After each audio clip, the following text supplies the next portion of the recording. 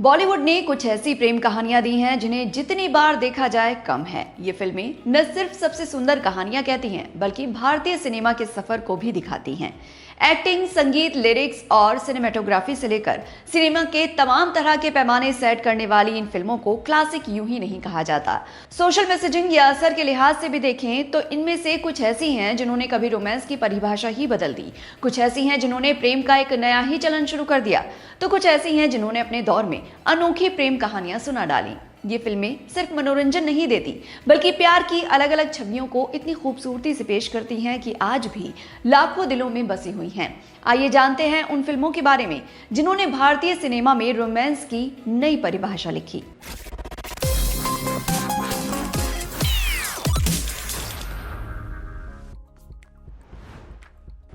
मुगल-ए-आजम सिर्फ एक फिल्म नहीं बल्कि भारतीय सिनेमा का एक सुनहरा चैप्टर है। के आसिफ के डायरेक्शन में बनी ये प्रेम कथा 1960 में रिलीज हुई और इसमें दिग्गज दिलीप कुमार, मधुबाला और पृथ्वीराज कपूर ने मुख्य भूमिकाएं अदा की। ये शहजादे सलीम और एक आम कनीज अनारकली की अमर प्रेम कहानी है जो सत्ता, परंपरा और प्यार के बीच फंस जाती है। इस फिल्म को बनाना उस दौर का सबसे महंगा फिल्म प्रोडक्शन था और इसे बनने में करीब 16 साल लगे। मुगल-ए-आजम की खासियत इसके शानदार दृश्यों, जानदार संवादों और ना भुलाए जा सकने वाले संगीत में है। नौशाद की संगीत रचना और शकील बदायूनी के गीत आज भी उतने ही मशहूर हैं। प्यार किया तो डरना क्या गाने के लिए बनाया गया शीश महल का दृश्य आज भी सिनेमेटोग्राफी की मिसाल माना जाता है। ये फिल्म ब्लैक एंड व्हाइट थी लेकिन कुछ खास सीन्स को रंगीन फिल्माया गया था जो उस जमाने में एक बड़ी तकनीकी उपलब्धि थी। भारतीय फिल्मोग्राफी में मुगल-ए-आजम को बहुत ऊपर रखा जाता है। ये पहली फिल्म थी जिसने ऐतिहासिक रोमांस को इतने बड़े पैमाने पर पेश किया। दिलीप कुमार और मधुबाला की जोड़ी, पृथ्वीराज कपूर का शक्तिशाली अभिनय और सलीम तुझे मरने नहीं देगा और हम अनारकली तुझे जीने नहीं देंगे जैसे फेमस संवादों ने इसे अमर बना दिया। आराधना ने 1969 में बॉलीवुड में रोमांस की नई कहानी लिखी। शक्ति सामंत के डायरेक्शन में बनी इस फिल्म ने राजेश खन्ना को रातों रात सुपरस्टार बना दिया और शर्मिला टैगोर के अभिनय को नई ऊंचाइयां दी। ये एक अविवाहित मां की कहानी है जो अपने बेटे के लिए सब कुछ त्याग देती है। फिल्म में राजेश खन्ना ने दोहरी भूमिका निभाई, एक वायुसेना का पायलट और उसका बेटा। आराधना का संगीत सचिन देव वर्मन ने दिया था और इस फिल्म के संगीत को उनके बेहतरीन कामों में गिना जाता है। रूप तेरा मस्ताना, मेरे सपनों की रानी और कोरा कागज था ये मन मेरा जैसे गाने आज भी उतने ही लोकप्रिय हैं। मेरे सपनों की रानी गाने को दार्जिलिंग की खूबसूरत वादियों में फिल्माया गया था और ये किशोर कुमार के करियर का महत्वपूर्ण मोड़ बन गया। भारतीय सिनेमा में आराधना ने कई चलन शुरू किए। ये पहली फिल्म थी जिसने कुंवारी मां जैसे संवेदनशील विषय को इतनी गरिमा के साथ दिखाया। राजेश खन्ना के सुपरस्टारडम की शुरुआत इसी फिल्म से हुई और उन्हें पहला असली सुपरस्टार माना जाने लगा। फिल्म व्यावसायिक रूप से बेहद सफल रही और 1969 की सबसे ज्यादा कमाई करने वाली फिल्म बनी। ये रोमांस, त्याग और बिना शर्त प्यार की कहानी है जो हर दौर में रिलेवेंट है।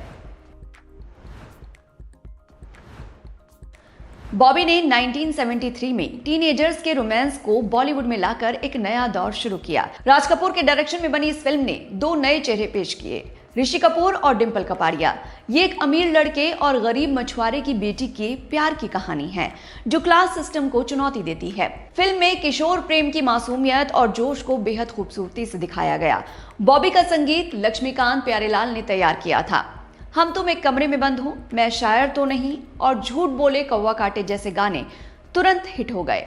फिल्म का पहनावा भी बेहद लोकप्रिय हुआ। डिंपल कपाड़िया की चित्तीदार पोशाक ने नई प्रथाएं स्थापित की। बॉबी की छवि को आज भी 70 के दशक के फैशन का प्रतीक माना जाता है। भारतीय फिल्मोग्राफी में बॉबी का ऐतिहासिक महत्व है क्योंकि इसने युवाओं के लिए बनी रोमांटिक फिल्मों की एक नई शैली स्थापित की। इससे पहले की रोमांटिक फिल्में ज्यादातर मैच्योर प्रेम कहानियां होती थीं, लेकिन बॉबी टीनेज रोमांस को मुख्य धारा में लाई। ये फिल्म बॉक्स ऑफिस पर धमाकेदार रही और डिंपल कपाड़िया को सिर्फ 16 साल की उम्र में सुपरस्टार बना दिया। ऋषि कपूर ने इस फिल्म के बाद रोमांटिक नायक के रूप में अपनी पहचान बनाई। एक दूजे के लिए 1981 की सबसे चर्चित प्रेम कहानियों में से एक है के बालाचंदर के निर्देशन में बनी इस फिल्म ने उत्तर और दक्षिण भारत से आने वाले दो लोगों के रोमांस की कहानी को पर्दे पर जगह दी। ये कमल हासन की बॉलीवुड में पहली फिल्म थी और उनके साथ रति अग्निहोत्री ने मुख्य भूमिका निभाई। फिल्म में एक तमिल लड़के वासु और उत्तर भारतीय लड़की सपना की प्रेम कहानी है, जो गोवा में पड़ोसी के रूप में मिलते हैं और लैंग्वेज बैरियर के बावजूद एक दूसरे से प्यार कर बैठते हैं। एक दूजे के लिए का संगीत लक्ष्मीकांत प्यारेलाल ने दिया था और आनंद बख्शी ने गीत लिखे। तेरे मेरे बीच में गाना एसपी बालासुब्रमण्यम का पहला हिंदी फिल्म गीत था और ये इतना लोकप्रिय हुआ कि उन्हें राष्ट्रीय पुरस्कार मिला। भारतीय सिनेमा में एक दूजे के लिए ने उत्तर दक्षिण के कल्चरल डिवाइड पर बात की और ये दिखाया कि प्यार में भाषा, संस्कृति या क्षेत्र कोई बाधा नहीं होती। फिल्म का दुखद अंत विवादों में रहा, लेकिन इसने दर्शकों पर गहरा असर डाला। फिल्म बॉक्स ऑफिस पर सफल रही और 10 करोड़ रुपए से ज्यादा की कमाई की, जो उस दौर में बहुत बड़ी बात थी। ये के बालाचंदर की तेलुगु फिल्म मारू चरित्रा की रीमेक थी, जो इसी नाम के एक नॉवेल पर आधारित थी। हिंदी दर्शकों के लिए कहानी में कई बदलाव किए गए थे। सिलसिला यश चोपड़ा की सबसे साहसिक और विवादास्पद फिल्मों में से एक है। 1981 में आई इस फिल्म में अमिताभ बच्चन, जया बच्चन, रेखा और संजीव कुमार ने मुख्य भूमिकाएं निभाई। ये एक प्रेम त्रिकोण की कहानी है, जहां अमित अपने मरे हुए भाई की गर्भवती मंगेतर शोभा से शादी करता है, लेकिन अपनी पुरानी प्रेमिका चांदनी को भूल नहीं पाता। फिल्म एक्स्ट्रा मैरिटल रिश्तों को संवेदनशीलता से दिखाती है। सिलसिला का संगीत शिव हरि यानी शिव कुमार शर्मा और हरिप्रसाद चौरसिया ने तैयार किया और गीत जावेद अख्तर, हरिवंश राय बच्चन, निदा फाजली जैसे कई दिग्गजों ने लिखे। देखा एक ख्वाब गाना नीदरलैंड के कुकेनहोफ ट्यूलिप गार्डन में फिल्माया गया और ये फिल्म के सबसे फेमस सीन्स में से एक बन गया। ये कहाँ आ गए हम, रंग बरसे और नीला आसमां सो गया जैसे गाने आज भी बेहद लोकप्रिय हैं। अपने दौर में सिलसिला की कहानी बहुत बोल्ड थी, क्योंकि इसने एक्स्ट्रा मैरिटल रिश्तों जैसे संवेदनशील विषय को बहुत समझदारी से दिखाया। फिल्म की सबसे बड़ी ताकत इसकी कास्टिंग थी। असल जिंदगी में अमिताभ और जया पति पत्नी थे। साथ ही अमिताभ और रेखा के रिश्ते को लेकर उस समय काफी चर्चाएं थीं। यश चोपड़ा ने तीनों को एक साथ लेकर फिल्म बनाई, जो अपने आप में बड़ी बात थी। शुरुआत में ये फिल्म बॉक्स ऑफिस पर ज्यादा नहीं चली, लेकिन समय के साथ इसे लोग बहुत पसंद करने लगे और ये क्लासिक फिल्म मानी जाने लगी। यश चोपड़ा ने खुद कहा था कि सिलसिला और लम्हे उनकी सबसे पसंदीदा फिल्मों में से थी। ये फिल्म प्यार, जिम्मेदारी और त्याग के बीच के टकराव को बहुत खूबसूरती से दिखाती है। दिलवाले दुल्हनिया ले जाएंगे 1995 में रिलीज हुई और इसने भारतीय रोमांटिक फिल्मों का अंदाज ही बदल दिया। ये आदित्य चोपड़ा की पहली फिल्म थी जिसने शाहरुख खान और काजोल की जोड़ी को घर घर में मशहूर कर दिया। कहानी लंदन में पले बढ़े राज और सिमरन की है, जो यूरोप की यात्रा में मिलते हैं और प्यार में पड़ जाते हैं, लेकिन सिमरन के पिता उसकी शादी पंजाब में तय कर चुके होते हैं। फिल्म का संगीत जतिन ललित ने दिया और आनंद बख्शी के गीतों ने इसे यादगार बना दिया। तुझे देखा तो, हो गया है तुझको, मेहंदी लगा के रखना और जरा सा झूम लूं में जैसे गाने आज भी शादियों में सुनाई देते हैं। स्विट्जरलैंड में फिल्माए गए दृश्य इतने लोकप्रिय हुए कि आज भी बॉलीवुड के रोमानी गानों की शूटिंग वहीं होती दिख जाती है। इस फिल्म ने कई रिकॉर्ड बनाए। मुंबई के मराठा मंदिर थिएटर में ये 25 साल से भी ज्यादा वक्त तक चली, जो एक वर्ल्ड रिकॉर्ड है। फिल्म ने खासतौर पर विदेश में रहने वाले भारतीयों को ध्यान में रखा और दिखाया कि आधुनिक जीवन के साथ भारतीय परंपराओं को कैसे निभाया जा सकता है। पलट वाला सीन, सरसों के खेत और जा सिमरन जा जी ले अपनी जिंदगी जैसे डायलॉग आज भी याद किए जाते हैं। फिल्म ने 10 फिल्म फेयर अवार्ड जीते और शाहरुख खान को रोमांटिक हीरो के रूप में स्थापित कर दिया। इसने बॉलीवुड रोमांस की नई दिशा तय की, जहां नायक लड़की का दिल ही नहीं, उसके परिवार का भरोसा भी जीतता है। कभी कभी यश चोपड़ा की एक यादगार फिल्म है जो 1976 में रिलीज हुई थी। ये एक ऐसी प्रेम कहानी है जो 2 पीढ़ियों के जीवन को साथ साथ दिखाती है। फिल्म में अमिताभ बच्चन, राखी, शशि कपूर, वहीदा रहमान, ऋषि कपूर और नीतू सिंह ने शानदार काम किया है। कहानी बताती है कि अधूरा प्यार कैसे एक पीढ़ी से दूसरी पीढ़ी तक असर डालता है। इस फिल्म का संगीत खयाम ने दिया था और साहिर लुधियानवी के गीतों ने इसे खास बना दिया। कभी कभी मेरे दिल में आज भी सबसे खूबसूरत प्रेम गीतों में गिना जाता है। मैं पल दो पल का शायर हूँ अमिताभ बच्चन की आवाज में बेहद असरदार लगता है।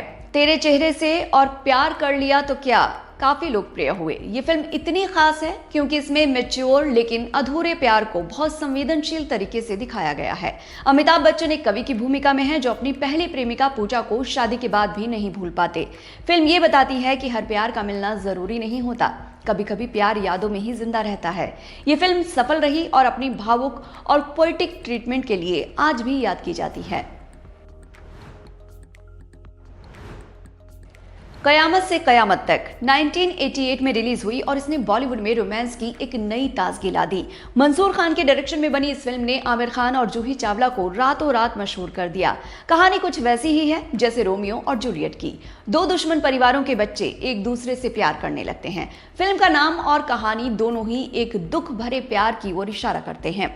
इस फिल्म का संगीत आनंद मिलिंद ने दिया और गीत मजनू सुल्तानपुरी ने लिखे। पापा कहते हैं, ऐ मेरे हमसफर, गजब का है दिन जैसे गाने बहुत जल्दी लोगों की जुबान पर चढ़ गए। उस साल ये संगीत सबसे ज्यादा बिकने वाला रहा और कैसेट्स की बिक्री में भी जबरदस्त बढ़ोतरी हुई। ये फिल्म इसीलिए खास मानी जाती है क्योंकि इसने 80 के दशक के अंत में रोमांटिक फिल्मों को फिर से लोकप्रिय बना दिया। इसमें प्यार को सादगी और मासूमियत के साथ दिखाया गया, बिना जरूरत से ज्यादा ड्रामे के। युवाओं को ये कहानी बहुत पसंद आई और आमिर खान की साफ सुथरी रोमांटिक छवि इस फिल्म से बनी। बॉक्स ऑफिस पर ये बड़ी हिट रही और इसका दुखद अंत आज भी दर्शकों को याद है। ये सभी फिल्में सिर्फ मनोरंजन नहीं है बल्कि प्यार की अलग अलग छवियों को दर्शाती हैं। कोई रॉयल रोमांटिक स्टोरी है तो कोई टीनेजर लव स्टोरी, कोई त्याग की कहानी है तो कोई अधूरे रह गए प्यार की।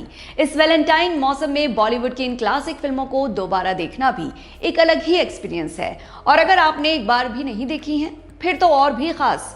ये वीडियो आपको कैसा लगा हमें कमेंट बॉक्स में जरूर बताइएगा। हम ऐसे ही किसी और वीडियो के साथ फिर मिलेंगे। देखते रहिए एम बोले तो।